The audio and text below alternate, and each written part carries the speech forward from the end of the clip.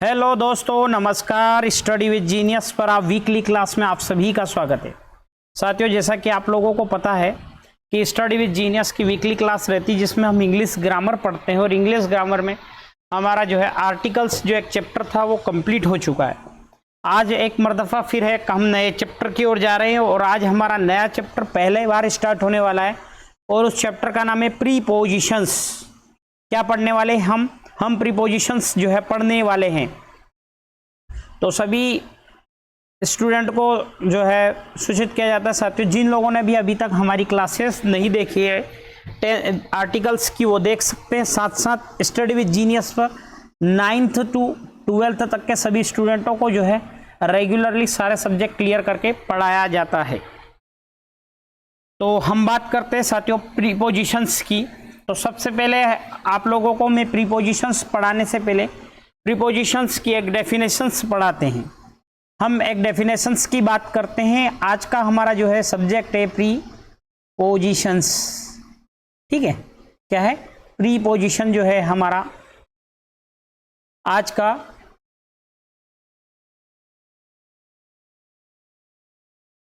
क्या है, आज का हमारा सब्जेक्ट है प्रीपोजिशंस। साथियों, प्रीपोजिशंस की अगर बात की जाए तो प्रीपोजिशंस के आपने बहुत सारे एग्जांपल्स पढ़ेंगे, जैसे कि आप लोगों ने बहुत जगह पढ़ा होगा, है ना। जैसे मैं पढ़ाता हूं सिंस, फॉर, बट, बिकॉज, है ना। साथ साथ एट, ऑन के बाद जो है बिटवीन, है ना, बिलोंग्स,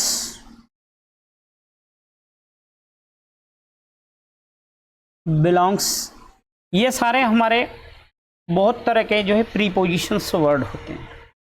और साथियों, हमेशा हर एग्जाम्स में जो है इनसे बाहर कोई भी सब्जेक्ट नहीं, मतलब इनसे बाहर कोई भी यूज नहीं जाता।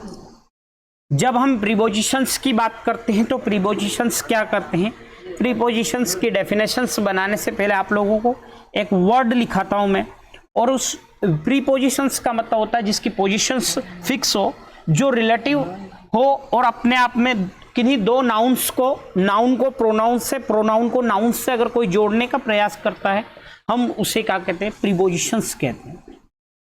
सबसे पहले हम एक एग्जांपल लेंगे और उस एग्जांपल के बाद जो है उसका हम डेफिनेशंस क्रिएट करने का जो है प्रयास करेंगे। तो साथियों, एक वर्ड है हमारा Arjun is standing at the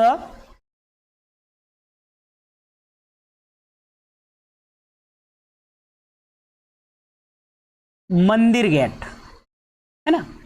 तो साथियों, ये जो मंदिर गेट है एक तरह का ये हमारा नाउन हो गया, और हमारे एग्जाम्पल में जो हमने एग्जाम्पल लिया है, हमारे एग्जाम्पल में जो अर्जुन है वो भी क्या है, हमारा एक नाउन।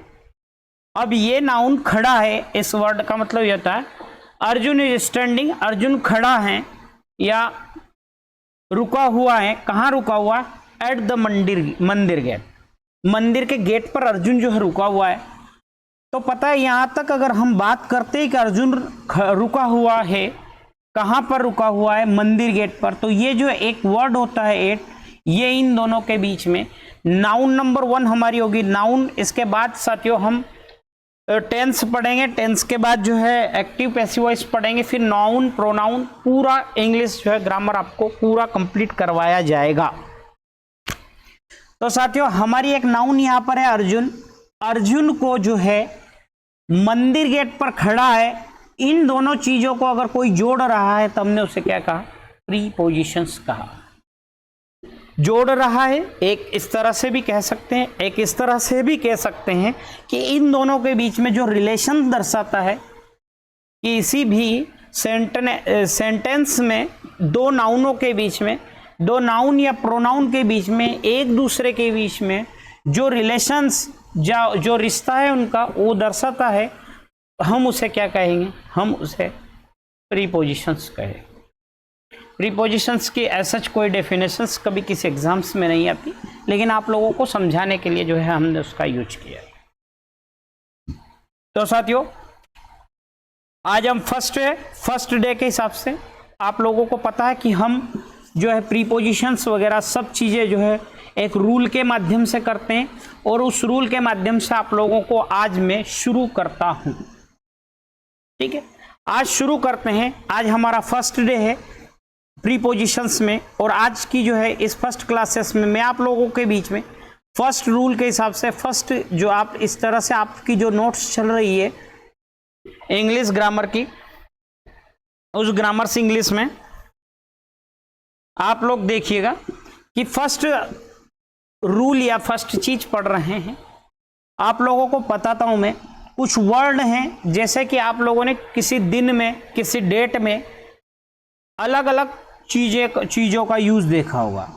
आपने बहुत बार देखा होगा कि कहीं किसी जगह की अगर हम बात करते हैं तो वहां आपने एड देखा होगा।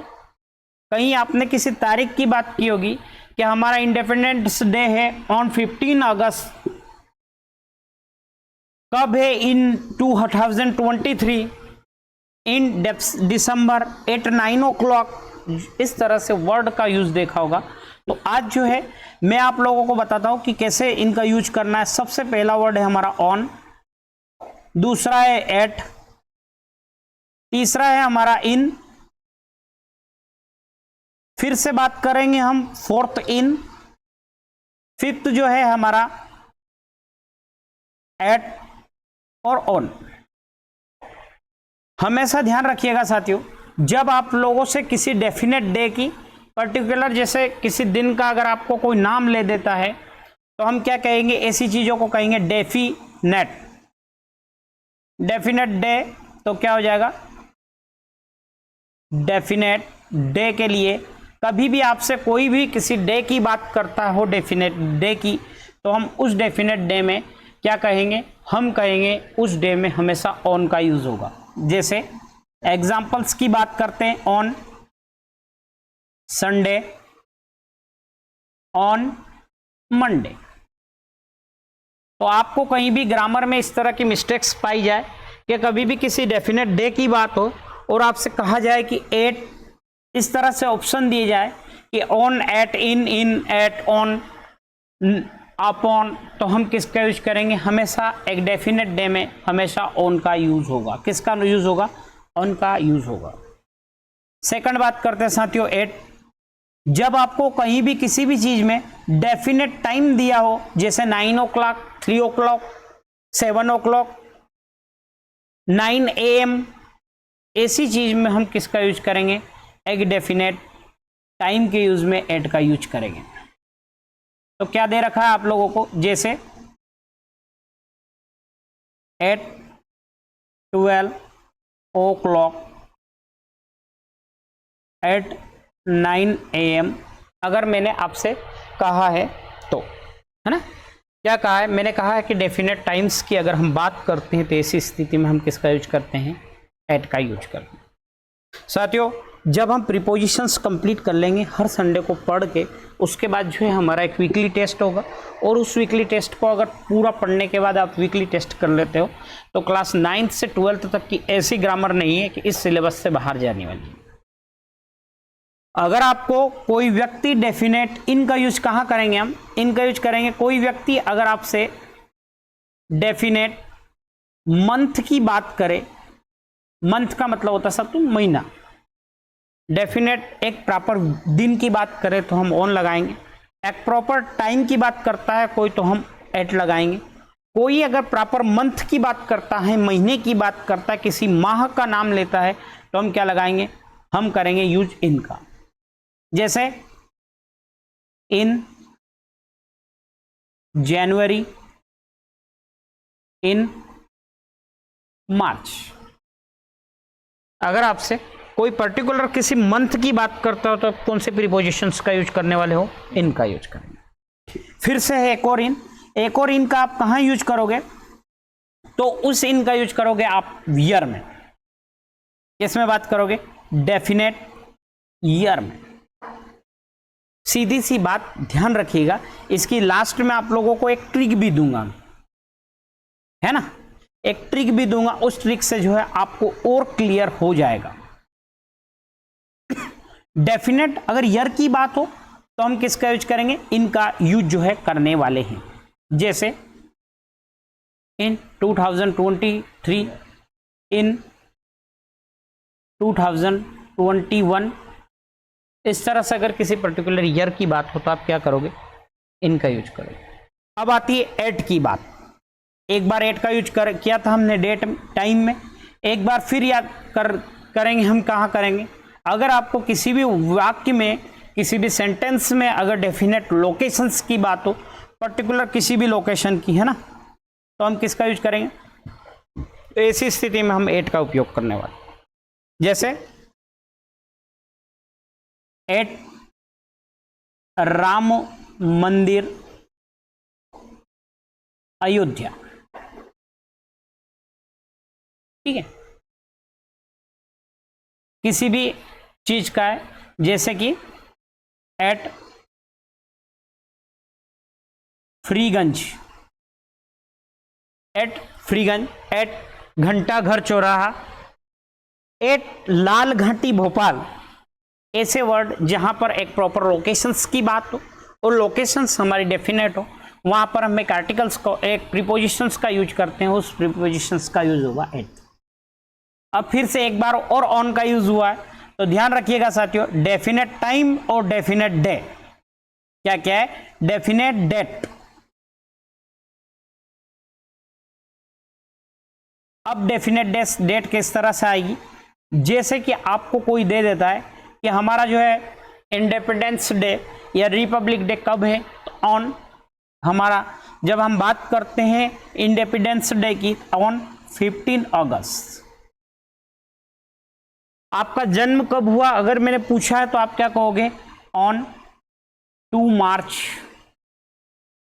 ठीक है। अगर आपसे कोई डेफिनेट डेट की बात करता है तो आप प्रीपोजिशंस ऑन की बात करो। अब मैं एक ट्रिक बताता हूं साथियों, सीधी सी बात है ना, देखिएगा हम ट्रिक इस तरह से, हमारी ट्रिक देखिए, जो भी चीज बड़े हैं, जो चीज बड़ी है हम उसके अंदर जा सकते हैं।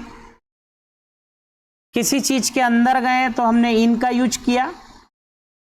अब साल, महीने, दिन, वार, लोकेशंस, डेट, सब में बड़ा हमारा कौन कौन होता है, एक होता है हमारा माह अर्थात महीना, मंथ, एक होता है हमारा साल, हम इसे क्या कहेंगे, ईयर। आप सोच सकते हो कि महीना और साल बड़े होते हैं, हम इनमें अंदर जा सकते हैं, तो हम ऐसी चीज में कौन से प्रीपोजिशंस का यूज करेंगे, हम इनका यूज करेंगे, ठीक है। जब देखिए, अगर आपको किसी ने कहीं बुलाया है तो या तो वो किसी डेट को बुलाएगा या किसी टाइम को बुलाएगा, सॉरी आपको, हाँ किसी ने आपको बुलाया है तो कहाँ बुलाएगा, वो किसी डे या डेट, डे डेट। ध्यान रखिएगा, जो ऐसे वर्ड जिनका एक जैसे सेम डे और डेट, डी डी से स्टार्ट हुआ, अर्थात क्या आएगा यहां पर आएगा ऑन। थर्ड अगर हम देखते हैं तो बचते हैं हमारे लोकेशंस और टाइम। आदमी ने किसी दिन और किसी वार को बुलाया है, लेकिन किस वक्त बुलाया है और किस लोकेशन पे बुलाया है, आपको ध्यान रखिएगा। इस तरह से जब हम बात करेंगे किसी डेफिनेट टाइम की, डेफिनेट लोकेशन की, तो ध्यान रखिएगा ऐसी जगह हम किसका यूज करेंगे, एट का यूज करेंगे, ठीक है।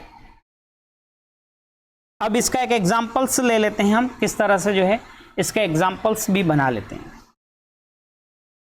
है ना। जैसे एग्जाम्पल,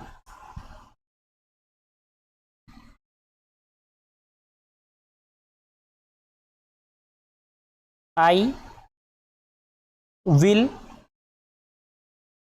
मीट यू, मैं आपसे मिलूंगा, है ना। तो इसी एक एग्जाम्पल्स में आपके बहुत सारे एग्जाम्पल जो है क्लियर हो जाएंगे।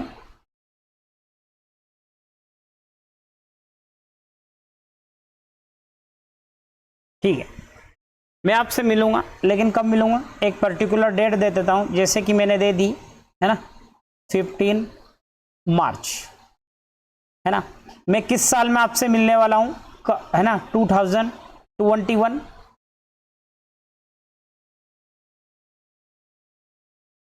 कैसे मिलने वाला हूं 2021।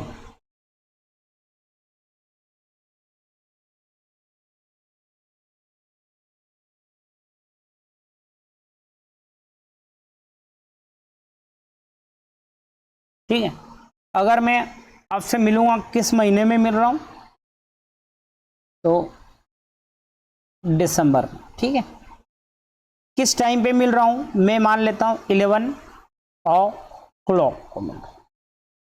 अगर मैं कहीं लोकेशंस पे मिल रहा हूं तो लिख लेता हूं मैं लाल घाटी। ठीक है, लाल घाटी पर जो है आपसे मिल रहा हूं किसी लोकेशन से। अगर मैं किसी वार को अगर आपसे मिल रहा हूं तो मैंने लिख लिया मंडे। तो सबसे पहले हमने जो ट्रिक बनाई है उस ट्रिक के हिसाब से चलते हैं। आप किसी साल में और किसी महीने की अगर हम बात करते हैं तो वो सबसे बड़े होते हैं, जैसे कि ये है साल और ये है हमारा महीना। जब महीने और साल की बात हो तो हम किसका यूज करेंगे, इन। डेट और डे, मैंने बताया था डेट और डे एक जैसे होते हैं तो ऑन।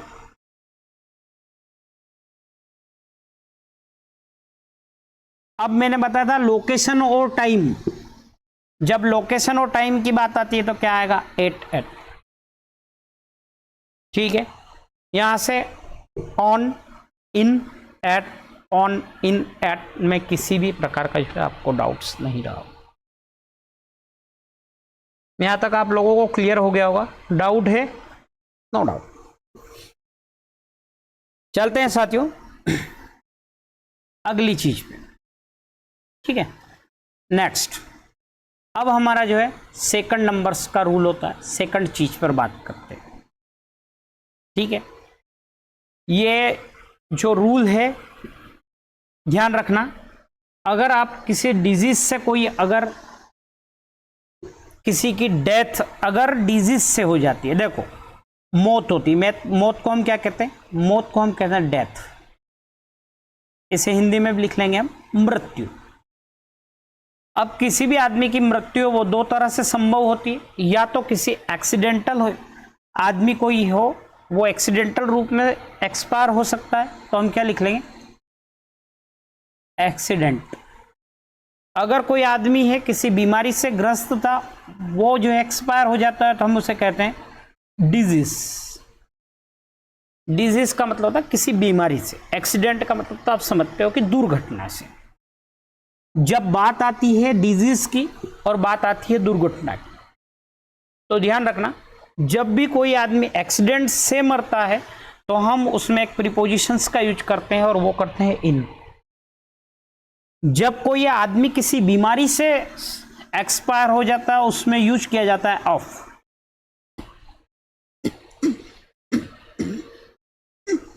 ठीक है, तो इसके दो वाक्य बना देते हैं।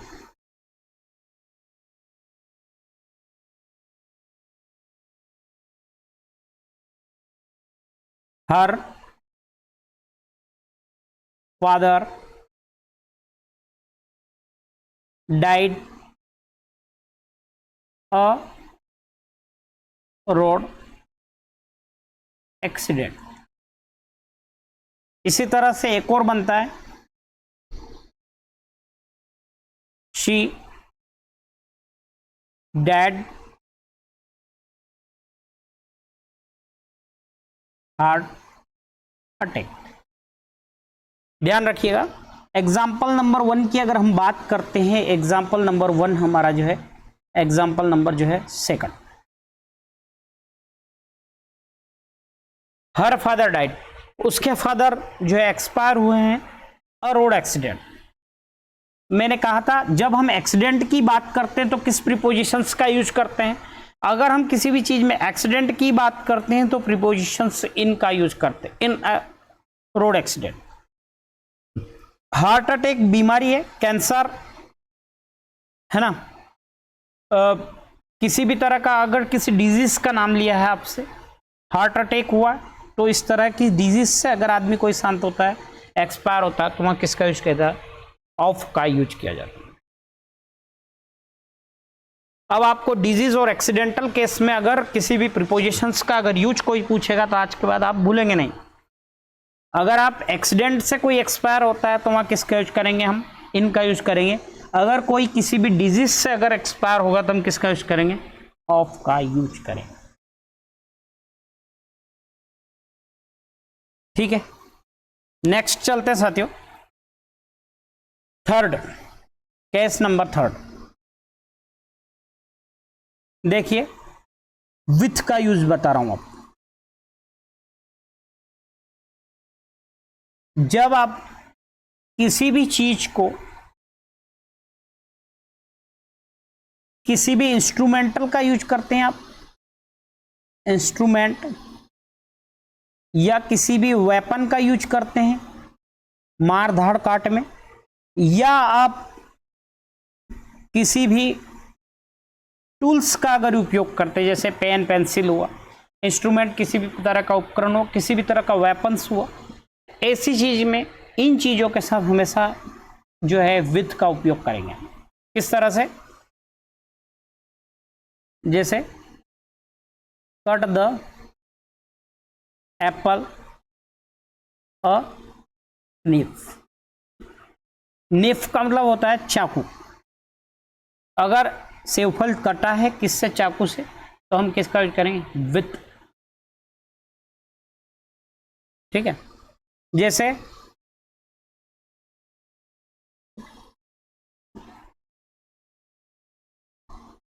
सी ऑलवेज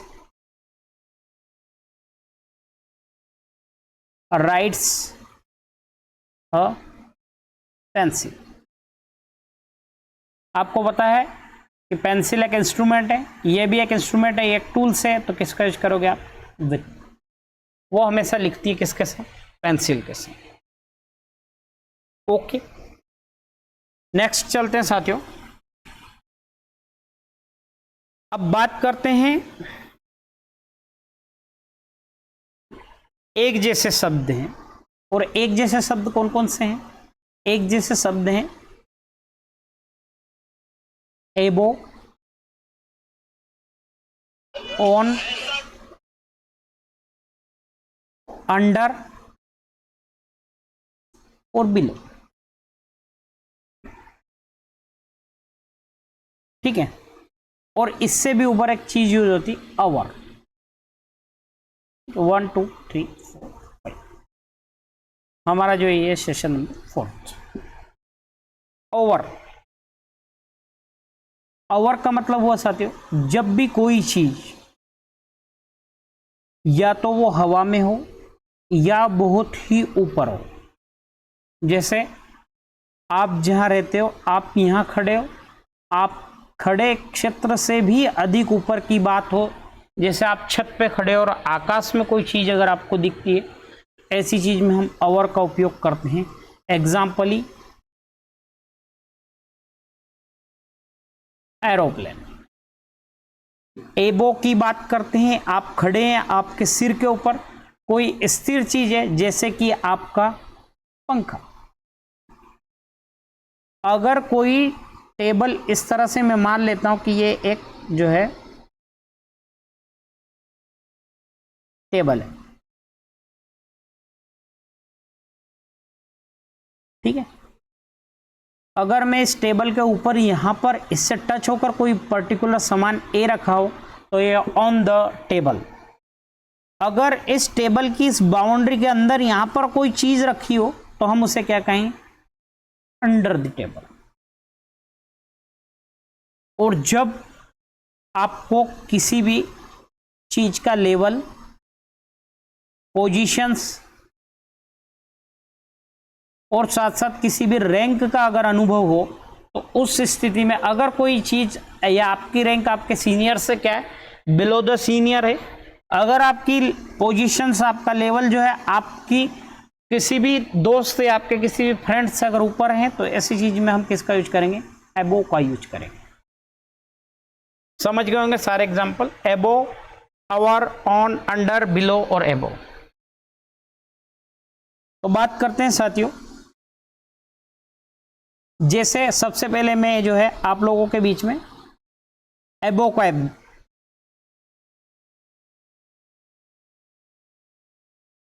ठीक है, सबसे पहले बात करते हैं हम। जैसे कि आप किसी भी सिडाव पे खड़े हैं, तो जो आप सिडाव पे खड़े हैं उसको कहेंगे हिल, है ना, हिल कहते हैं। तो फर्स्ट एग्जांपल जो है हमारा यहां से स्टार्ट होगा। तो क्या लिख रहे हैं हम, there is a roof. Roof मैंने कहा था आप टच हो रहे हैं क्या उससे? टच नहीं हो रहे, वो चीज बहुत ज्यादा ऊपर है, तो हम क्या कहेंगे ऐसी चीज में, अवर। हिल, हिल का मतलब अपनी घुटनी टहनी, है ना। सेकंड एग्जांपल से एग्जाम है एबो की बात करें हम। किसकी बात करें? एबो की। अगर आप फिजिकल सेंस में उस चीज को देख पा रहे हैं और वो ऐसा नहीं कि वो ज्यादा दूर है, तो और लेकिन आपके जस्ट ऊपर है, जस्ट ऊपर है, तो मैंने कहा था जैसे पंखा हुआ, ऐसी चीज में हम एबो का यूज करेंगे। तो हम क्या लिखेंगे, देयर इज अ फैन एबो माई हैंड। हमारे हाथ के ऊपर क्या है, एक पंखा है। थर्ड चीज बात करेंगे, अगर कोई चीज किसी चीज के ऊपर रखी है, जैसे टेबल के ऊपर बुक रखी है या आपके ऊपर कोई सामान रखा हो, ऐसी स्थिति में हम किसका उपयोग करते हैं? ऑन का उपयोग करते हैं, है ना। जैसे द बुक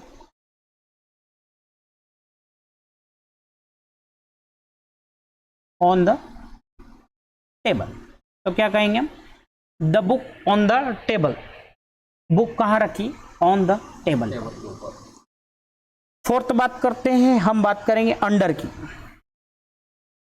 अगर किसी चीज को क्या हो, उसके पर्टिकुलर एरिया के वो क्या हो, अंदर। एग्जाम्पल लेते हैं, आपके रूम में किसी प्रकार का कोई चीज रखी है, कोई जानवर, तो हम क्या कहेंगे, उसके आपके किसी चीज के नीचे हो, उसके एरिया के अंदर, सराउंडिंग उस एरिया के अंडर अगर वो चीज रखी हो, तो हम क्या कहेंगे, अंडर का यूज करेंगे। जैसे द रेट, चूहा, हिड अंडर द टेबल। चूहा कहां छुपा हुआ है, किसके अंदर छुपा हुआ? टेबल के अंदर। फिफ्थ, जब बात की हो हमने, किसी लेवल की बात होती है, तो हम क्या करते हैं, बिलो या एबो का यूज करते हैं, है ना। तो क्या होगा, the river is below the danger level. किसके नीचे है वो उसके एक लेवल, डेंजर लेवल, खतरनाक लेवल के क्या है, अंदर है। कौन? नदी। तो यहां से आपको ओवर, एबो, ऑन, अंडर, बिलो कंप्लीट हो गया। जब आप किसी चीज का कंपैरिजन भी करेंगे तो आपको ऐसी स्थिति में क्या होगा, बिलो या एबो का ही यूज करना होगा, ठीक है। नेक्स्ट चलते हैं साथियों। अब है हमारा, हाँ ध्यान रखिएगा, जब भी आप किसी भी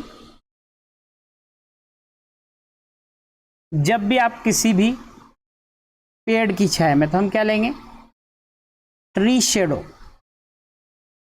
आप किसी भी वाक्य में अगर किसी पेड़ की छाया का वर्णन हो, तो आप क्या कहोगे ऐसी स्थिति में, अंडर का यूज करेंगे। हम किसका यूज करेंगे? अंडर का यूज करेंगे, है ना। किस तरह से, the boys take their lesson, है ना, अंडर ट्रीज। कैसा करेंगे हम, उसमें जो है अंडर का उपयोग करेंगे। अगर वो केवल ट्री की बात हो, सॉरी किसकी बात हो, केवल अगर ट्री की बात हो, है ना। लेकिन जब बात होगी ट्री के किसी भी पार्ट की उसकी छाया हो ऐसी चीज की, तो हम जैसे इसका उपयोग करेंगे।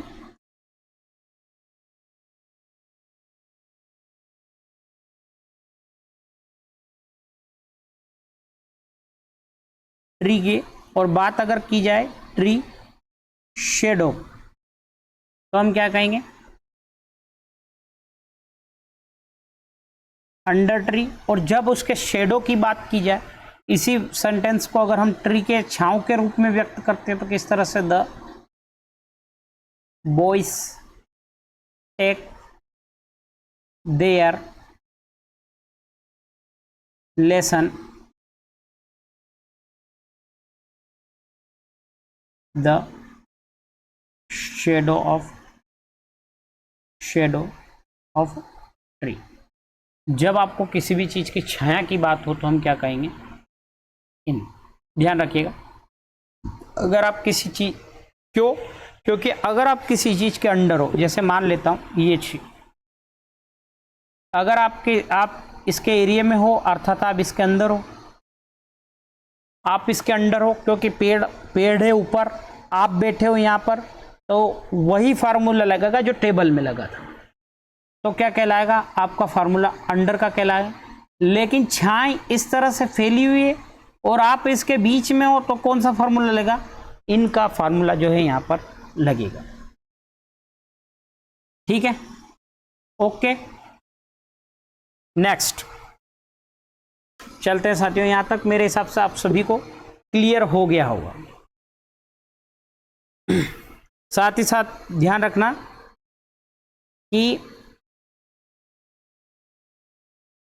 इनका फार्मूला, अगर आप किसी देश के, किसी राष्ट्र की अगर बाउंड्री के अंदर हो, किसकी बात हो, अगर वहां पर बात होगी, बाउंड्री की बात होगी, तो हम किसका यूज करेंगे, इनका यूज करेंगे, है ना। जैसे अगर आप किसी बाउंड्री के अंदर हो तो क्या लिखेंगे हम, I like walking in the garden. आप कहाँ घूमना आपको पसंद है, आपको चलना फिरना कहाँ पसंद है, किसी बाउंड्री के अंदर, तो हम क्या यूज करेंगे, वॉकिंग इन द गार्डन। ध्यान रखिएगा यहाँ से। और फिर भी साथ याद रखिएगा, अगर आपको स्पेशल लोकेशंस दी हो तो किसका यूज करेंगे, एट का यूज करेंगे। इनका यूज कहाँ करते हैं हम, इनका यूज करेंगे हम किसी भी पर्टिकुलर अगर बाउंड्री की बात की हो तो हम किसका यूज करेंगे, इनका जो है उपयोग करेंगे। नेक्स्ट चलते हैं साथियों, नंबर 7 की बात करते हैं। नंबर 7 में जो है हमारा प्रीपोजिशंस आएगा। अगर जैसे मेरी बात हुई थी लोकेशंस की, तो हम फिर से बात करते हैं, क्योंकि यहाँ पर एक और चीज आती है। अगर किसी बड़े एरिया की बात हो या किसी डेफिनेट लोकेशन की बात, अगर आपसे कोई किसी बड़े एरिया की बात करता है ना, अगर इस तरह से किसी बड़े एरिया की बात होती है तो हम क्या लिखेंगे, बड़े एरिया में इनका उपयोग करते हैं। जबकि साथ साथ अगर आपको डेफिनेशंस की बात होती है, डेफिनेट लोकेशंस की बात होती है, तो हम किसका यूज करते हैं, एट का उपयोग करते हैं। ये हमने पढ़ लिया है, लेकिन इन यहाँ पर पढ़ना था, क्योंकि एरिया और लोकेशन एक जैसी चीज होती है और इसमें आदमी कंफ्यूज हो जाता है। तो ऐसी स्थिति में अगर हम लार्जर एरिया की बात करते हैं तो किसका उपयोग होगा, इनका होगा। जैसे शी लाइव्स दिल्ली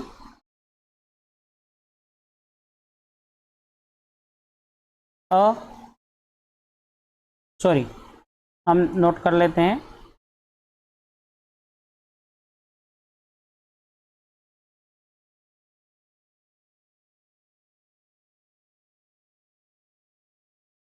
उज्जैन फ्रीगंज। ठीक है, देखो उज्जैन का जो फ्रीगंज है वो एक बहुत बड़ा एरिया है। जब किसी भी बड़े लार्जर एरिया की बात होगी तो हम क्या लिखेंगे, प्रीपोजिशंस एन का यूज करें। तो साथियों प्रीपोजिशंस जो है हमारा चल रहा था, आज के लिए इतना ही काफी। मिलते हैं अगले सेशंस में और थैंक यू फॉर वाचिंग्स। ओके, जय श्री मान।